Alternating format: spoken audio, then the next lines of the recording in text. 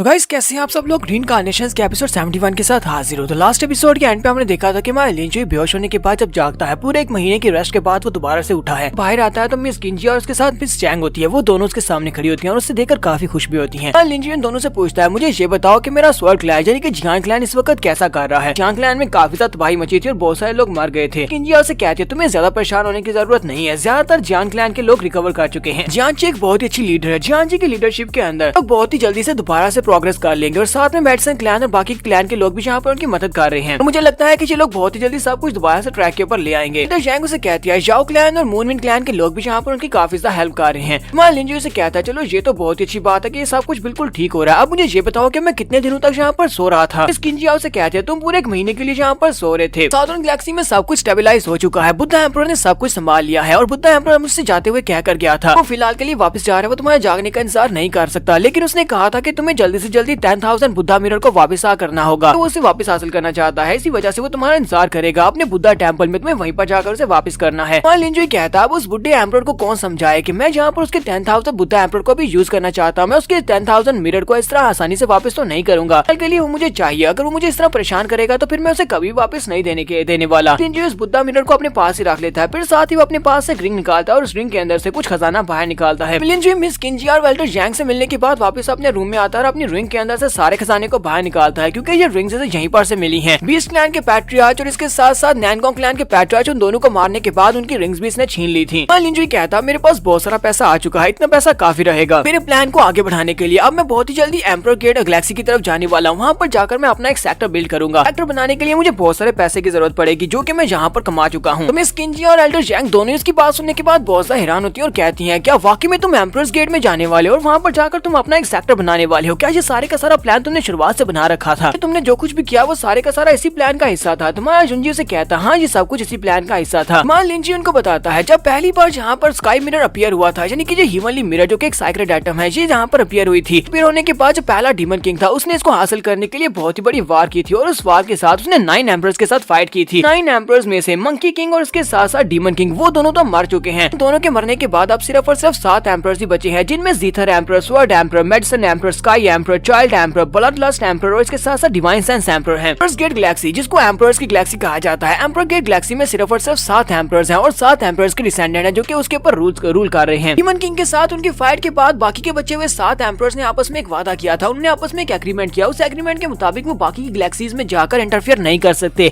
ये उन सभी के दरमियान की एक बातचीत थी। अब उन्होंने ये एग्रीमेंट कर लिया। इस एग्रीमेंट के बाद उन्होंने जीथर पैलेस का जो एम्परर था, जीथर एम्परर, उसको उन्होंने इस एग्रीमेंट के मुहाफिज बना दिया। उसने इनको सुपरवाइजर बना दिया कि अगर कोई भी इस एग्रीमेंट को तोड़ता है तो वो उसको सजा देंगे। लेकिन एम्परर गेट के जो लोग थे वो लोग कभी भी मिस्टिक आइटम्स को छोड़ना नहीं चाहते थे। वो लोग हीवनली मिरर को भी ढूंढते रहे और बाकी के सारी मिस्टिक आइटम्स यानी सैक्रेड आइटम्स को भी ढूंढते रहे। उनमें से किसी एक को पता चला कि जो स्काई मिरर है यानी कि हीवनली मिरर है इस वक्त क्वार्टर गैलेक्सी में है, यानी कि साउदर्न गैलेक्सी में है, जो कि डीमन किंग के पास है। और उसने अपना एक नया फेक डीमन किंग बना लिया है जो कि उसने अपने मिरर के साथ ही बनाया है, अपने आप से क्रिएट किया है। बाकी के साथ ही उसे कहते हैं तो फिर ठीक है हम लोग वहाँ पर जाते हैं। हम लोग उस गैलेक्सी में स्नीक इन करते हैं और जाकर देखते हैं अगर हीवनली मिरर वहाँ पर हुआ तो हम लोग उसको वहाँ से चुरा लाएंगे। इन लोगों ने यहाँ पर इस एग्रीमेंट को तोड़ दिया उस स्काई मिरर को वहाँ से लेने के लिए। जो वहाँ पर एम्परर आया था जिसने अपनी पावर्स को यूज करते हुए डीमन किंग और इसके साथ साथ मिरर को ऊपर बुला लिया, एक एम्परर्स गेट का एम्परर था। मान लिंजुई कहता है मुझे इस वक्त ये नहीं पता कि किसने ये सब कुछ किया है, लेकिन एम्परर्स गेट में से 7 एम्परर्स में से कोई एक एम्परर है जिसने वहाँ पर डीमन किंग की मदद की और साथ ही उसके पास हीवनली मिरर भी है। किसी को भी ऐसे वो चीज ले जाने नहीं दे सकता जिसके ऊपर मेरी नजर हो। हीवनली मिरर मुझे चाहिए था, वो कोई भी ऐसे आसानी से लेकर नहीं जा सकता। मैं उसके पास से वापस छीन कर लाऊंगा। एम्परर्स गेट गैलेक्सी में जाने की सिर्फ यही एक वजह नहीं है, बल्कि वहाँ पर जाने की एक और बड़ी वजह यह है कि वहाँ पर रिसोर्सेज की भरमार है। वहाँ पर बहुत सारे रिसोर्सेज हैं। उन सारे रिसोर्सेज को यूज करते हुए मैं जल्दी से लेवल अप कर सकता हूँ। इसी वजह से मैं वहाँ पर जाना चाहता हूँ। मैं वहाँ पर जा रहा हूँ, क्या तुम लोग मेरे साथ जाने वाले हो? मान लिंजुई उन लोगों से कहता है तो मैं यहाँ पर तुम्हें डायरेक्ट ऑर्डर देता हूँ कि तुम लोगों को भी तैयार होना होगा। जल्दी से जाकर तैयार हो जाओ क्योंकि हम लोग बहुत ही जल्दी निकलने वाले हैं। एम्परर्स गेट गैलेक्सी की तरफ निकलना होगा। एल्डर जैंग का तुम्हारे लीडर होंगे, वो तुम्हें लीड करते हुए वहाँ पर लेकर जाएंगे। तो एल्डर जैंग उसे कहती है तुम हमारे साथ वहाँ पर एम्परर्स गेट में नहीं चलने वाले। तुम्हारे लिंजुई से कहता है फिलहाल के लिए मुझे मेडिसन क्लैन में जाना है। मेडिसन क्लैन में जाकर मुझे एक बहुत ही स्पेशल पिल बनवानी है। मैं चाहता हूँ कि तुम सभी लोग एल्डर जैंग के साथ पहले वहाँ पर निकल जाओ। मैं तुम लोगों से पहले वहाँ पर पहुँच जाऊंगा। वैसे भी मुझे लगता है कि मुझे खाए हुए एक अरसा गुजर चुका है। पूरे एक महीने तक मैं बेहोश रहा हूँ, इसी वजह से लगता है मैंने कुछ भी नहीं खाया। तो पहले मुझे जाकर अपने खाने के लिए कुछ अच्छा ढूंढना होगा। लिंजी वहाँ से आगे बढ़ जाता है, कुछ खाता पीता और जाकर अपने बिस्तर पर लेट जाता और कहता है आज मैंने जहाँ पर पेट भर का खाना खाया तो मुझे नहीं पता था कि पेट भर का खाना खाने के बाद लेटने में कितना मजा आता है। तो मुझे काफी अच्छी नींद आएगी। दरवाजा खुलता है, प्रिंसेस जीजी अंदर आती है। वो उसे कहती है ब्रदर जूही क्या तुम तुम ठीक हो, मैं बहुत ज्यादा मिस किया, मैं तुम्हारे लिए बहुत ज्यादा परेशान हो रही थी। और वो जल्दी से भागती हुई आकर माई लिंजुई के साथ चिपक जाती है। माई लिंजुई से कहता है मैं बिल्कुल ठीक हूँ, क्या तुम्हें दिख नहीं रहा, मैं बिल्कुल ठीक हूँ, मुझे कुछ भी नहीं हुआ। जीजी उसे कहती है मैंने तुम्हारे बारे में सुना, सिस्टर तुम्हारे बारे में ये बात कह रही थी कि तुम एम्प्रेस गेट गैलेक्सी की तरफ जा रही हो, क्या ये बात वाकई में सच है? लिंजुई से कहता है हाँ ये बात वाकई में सच है, क्योंकि डीमन किंग अपने स्काई मिरर के साथ वहाँ से भाग गया था और मुझे एम्प्रेस गेट में जाना होगा जाकर उसे ढूंढने के लिए, क्योंकि वो जाकर वहाँ पर और ज्यादा मुश्किल क्रिएट करे, इससे पहले हमें स्काई मिरर को ढूंढना है। वैसे भी मैंने यहाँ पर वो सब कुछ बचा लिया जिसको मैं बचाना चाहता था। प्रिंसेस जीजी उसे कहती है तो उसने तुम्हारे बारे में मुझे ये भी बताया कि तुमने यहाँ पर बहुत सारा पैसा भी कमाया है, तुमने इतना सारा पैसा कमा लिया है कि उसके साथ तुम वहाँ पर जाकर एक सेक्टर स्टार्ट करने वाले हो, क्या ये बात वाकई में सच है? जीजी उसे कहता है हाँ ये बात सच है। उसे कहती है अब जबकि तुमने यहाँ पर इतना सारा पैसा कमा लिया है तो क्यों ना मैं यहाँ पर तुम्हें एक और अमेजिंग सी चीज देती हूँ, क्या तुम वो लेना चाहोगे? साथ ही वो आगे बढ़ती है और उसके साथ और ज्यादा चिपक जाती है। फिर साथ ही वो पीछे की तरफ मुड़ती है और हल्का सा शर्मा कर उसे कहती है ब्रदर लिंजुई क्या तुम्हें याद है सारी की सारी सेंटेंस जिन्हें मेरे साथ कार्मा डीमन एम्परर के साथ शादी करने के लिए भेजा गया था, वो सारी की सारी कार्मा डीमन एम्परर के मरने के बाद मेरे साथ ही मैंने उन सारी की सारी सेंटेंस को तुम्हारे बारे में बता दिया है। साथ ही मैंने उन सभी को सिखा दिया है कि कैसे होता है, इसलिए तुम्हें परेशान होने की जरूरत नहीं है। जब तुम अपनी इस एक्सपीडिशन से वापस आओगे सारी की सारी सेंटेंसेस तुम्हारे लिए तैयार बैठी होंगी, तुम जिसके साथ चाहे उसके साथ कल्टीवेट कर सकते हो, तुम उसके साथ डुअल कल्टीवेट कर लेना, तुम्हें काफी ज्यादा फायदा हो सकता है। तुम्हारा लिंजुई आगे बढ़ता है और उसे कहता है तुम्हें खुद भी तो अभी यहाँ पर इतना पता नहीं है, मेरे ख्याल में तुमने एक दो बार ही किया होगा, लेकिन फिर तुम यहाँ पर सारे सेंटेंसेस को कैसे बता सकती हो कि तुम्हें ये सब कुछ कैसे करना है? ऐसा दुनिया कि तुम किसी और मर्द के ऊपर ये सब कुछ ट्राई करती रही हो, कहीं तुमने मुझे धोखा तो नहीं दिया? जीजी और भी शर्माना शुरू कर देती है और कहती है तुम इस तरह की बात कैसे कर सकते हो, मैं तुम्हारे अलावा किसी भी मर्द के बारे में सोच भी नहीं सकती। मैं तो एक बुक पढ़ी थी, उस बुक के अंदर बहुत सारे स्टाइल्स लिखे हुए थे, मैंने वो सारे के सारे स्टाइल मास्टर कर लिए हैं, यानी कि वो सारे के सारे सीख लिए हैं और बाकी सेंटेंसेस को भी सिखा दिए हैं। लिंजुई से कहता है तो फिर ठीक है आओ यहाँ पर मुझे भी सिखाओ, तुमने कौन कौन से स्टाइल सीखे हैं मुझे भी दिखाओ, मैं भी वो सारे स्टाइल्स को अप्लाई करना चाहता हूँ। फिर साथ ही हमारा लिंजुई से किस करता है और उसके बाद वो कौन कौन से स्टाइल अप्लाई करने वाले ये हमें बिल्कुल भी नहीं दिखाया जाएगा। तो नेक्स्ट सीन रात के बाद का दिखाया जाता है, तो प्रिंसेस जीजी बिस्तर के ऊपर लेटी होती है जबकि हमारा लिंजुई उठकर खड़ा हो जाता है। हमारा लिंजुई बाहर जा रहा था, वो कहता है लास्ट नाइट यहाँ पर हम लोगों ने बहुत ज्यादा मजे किए, पूरी रात तो इसने मुझे सोने नहीं दिया, अलग अलग स्टाइल थे, इसी वजह से है कि ये काफी ज्यादा थकी हुई है, इसी वजह से इसे यहाँ पर सोना चाहिए। लिंजुई जब कमरे से बाहर निकलता है तो मिस किंजिया उसके पास आती है और उसे कहती है तुम यहाँ पर सभी लोग मेन हॉल में तुम्हारे इंतजार कर रहे थे, तुम यहाँ पर क्या कर रहे हो? तुम्हारा लिंजुई से कहता है मैं बस आराम कर रहा था, चलो ठीक है मैं आता हूँ। लिंजुई जब मेन हॉल में पहुंचता है तो वो सभी लोग उसका इंतजार कर रहे होते हैं, तो जैंग काई और उनके साथ जियांची भी वहीं पर होती है, ब्रदर किन भी वहीं पर होता है। तुम्हारा लिंजुई वहाँ पर आने के बाद उन सभी से कहता है प्लीज मुझे माफ करना, तुम सभी को यहाँ पर मेरी वजह से इतना इंतजार करना पड़ा। मुझे ये बताओ तुम सभी लोग इस बारे में क्या सोचते हो, क्या तुम सभी लोग एम्परर गेट की तरफ मेरे साथ जाना चाहोगे? तुम में से कौन कौन जाना चाहता है? ब्रदर कीनो से कहता है, ब्रदर कीनो से कहता है मैं भी तुम्हारे साथ चलूंगा, क्योंकि मास्टर सुमेरो इस वक्त नाथरंग गैलेक्सी के एम्परर बनकर उसकी रक्षा कर रहे हैं, तो फिलहाल के लिए मैं बिल्कुल फ्री हूँ, तो मैं तुम्हारे साथ चलने को तैयार हूँ, मैं तुम्हारे साथ जाऊंगा। उसे कह दिया जैसा कि ग्रैंडपा ने कहा था कि मुझे तुम्हारे साथ जाना चाहिए और दुनिया का एक्सपीरियंस करना चाहिए, तो मैं तुम्हारे साथ जाने को तैयार हूँ, मैं वहाँ पर जाऊंगी और दुनिया को देखूंगी। लिंजुई से कहता है चलो ये बात तो ठीक है, चलो ठीक है, तुम सभी लोगों को एल्डर जैंग काई की कमांड में वहाँ पर जाना होगा, ये तुम्हारे लीडर होंगे, तुम लोगों को इनकी हर एक बात को सुनना होगा, सिर्फ इनकी बल्कि एल्डर किंजिया की बातों को भी सुनना होगा, जो भी ऑर्डर ये दोनों तुम्हें देंगे तुम्हें उन ऑर्डर्स को पूरा करना होगा। तुम लोग कल सुबह यहाँ से निकलोगे, तुम लोग पहले जाओगे मैं बाद में आऊंगा। लिंजुई वहाँ से अपने काम को खत्म करने के बाद मूनविंड क्लैन में आता है, जहाँ पर चारू गार्डसेस उसका इंतजार कर रही होती है। लिंजुई कहता है लगता है कि तुम चारू जहाँ पर मेरा इंतजार कर रही थी, वो उसे कहती है हम लोग तुम्हारे इंतजार कर रहे थे, चलो जल्दी से अंदर आ जाओ, हमारी वाइन गाड़ी तुम्हारा इंतजार कर रही है। लिंजुई उनसे कहता है ठीक है तुम लोग यहीं पर रुककर इंतजार करो, मैं अकेला जाकर उसके साथ मिलने वाला हूँ। तुम्हारा लिंजुई अंदर आता है जहाँ पर वाइन गाड़ी वहाँ पर पहले से बैठी होती है, वो उसे देखकर बहुत ज्यादा खुश हो जाती है और उसे कहती है यहाँ पर तुमसे दो बातों की रिक्वेस्ट करने वाली हूँ। सबसे पहली बात तो यह है कि मैं यहाँ पर तुमसे वो चीज मांगने वाली हूँ जो तुमने हमसे उधार ली थी, तुमने हमसे 5 जेट उधार लिए थे, मैं चाहती हूँ कि वो 5 जेट तुम वापस कर दो, वो हमारी प्रॉपर्टी है। लिंजुई से कहता है अच्छा ठीक है, मुझे ये बताओ कि तुम्हारी दूसरी रिक्वेस्ट क्या है, तुम दूसरा मुझसे क्या मांगने वाली हो? तो वो उसे कहती है तुम्हें देखकर तो लगता है कि तुमने पहले से यहाँ पर गैस कर लिया होगा कि मैं यहाँ पर दूसरी कौन सी बात तुमसे कहने वाली हूँ, वैसे तुम काफी ज्यादा शार्प माइंडेड हो। इसके साथ ही वो उसे कहती है तो दूसरी बात यह है कि मैं भी तुम्हारे साथ साउदर्न गेट में एम्परर गेट में जाना चाहती हूँ, जब एम्परर गेट गैलेक्सी में जाना है मैं और मेरी सिस्टर तुम्हारे साथ वहाँ पर जाएंगे, अगर तुम हमें अपने साथ लेकर जाते हो तो तुम उन 5 सेक्रेट आइटम्स को अपने पास रख सकते हो, अब ये ट्रिप खत्म हो जाएगी तो उसके बाद तुम 5 जेट को हमें वापस कर सकते हो। लिंजुई रोमांटिक मूड में हो जाता है और उसके करीब जाकर उसे कहता है अच्छा ठीक है, मैं तुम्हारी इस बात से एग्री तो कर सकता हूँ, मैं तुम्हें अपने साथ एम्परर गेट में लेकर जा सकता हूँ, इसके लिए मुझे तुम्हें एक्स्ट्रा चार्ज करना होगा। वो उसे कहती है लेकिन तुम हमसे पहले ही काफी ज्यादा एक्स्ट्रा चार्ज कर चुके हो, अब तुम यहाँ पर मुझसे और क्या एक्स्ट्रा चार्ज करने वाले हो? लिंजुई से कहता है ये बात तुम भी जानते हो कि मैं तुमसे क्या एक्स्ट्रा चार्ज करूंगा। इसी के साथ ही वहाँ पर अपनी आंखें बंद करके खड़ी होती है, उसे लगता है शायद वो उसे किस करने वाला है। वो उसे कहती है अच्छा ठीक है, तुम्हें जो भी एक्स्ट्रा चार्ज करना है वो कर सकते हो, लेकिन तुम्हें यहाँ पर अपनी डील को पूरा करना होगा, तुमने हमसे जो वादा किया उस वादे को जरूर पूरा करना। लिंजुई से कहता है हाँ क्यों नहीं, मैं अपने वादे को जरूर पूरा करूंगा। फिर साथ ही वो पीछे की तरफ मुड़ जाता है और उसे कहता है अभी और बहुत सारे जरूरी काम करने के लिए जाना है, फिलहाल मैं मेडिसिन क्लैन की तरफ जा रहा हूँ, मैं चाहता हूँ कि तुम यहाँ पर अपनी टीम को लो और जियान क्लैन में चली जाओ, क्योंकि वो सभी लोग एल्डर जैंग काई की देख रेख में वहाँ पर से शिप के ऊपर से जाने वाले हैं, वो लोग एम्परर गेट में पहले जाएंगे। गाड़ी से कहती है लेकिन तुमने तो कहा कि तुम यहाँ पर मुझसे एक्स्ट्रा चार्ज करने वाले हो, क्या तुम मुझे अपने साथ नहीं रखना रखने वाले। तो लिंजू से कहता है मुझे ये बताओ कि मैं तुम्हें अपने साथ रखकर क्या करूंगा। वाइन गार्ड से कहती है मुझे तुम्हारा जांग क्लैन के बाकी सभी लोगों से मिलने का कोई भी शौक नहीं है। मैं जहाँ पर तुम्हारे साथ जाने वाली हूँ, तुम जहाँ भी जाओगे मैं तुम्हारे साथ साथ रहूंगी। तो मंजूर है तो फिर मैं तुम्हारे साथ चलने को तैयार हूँ।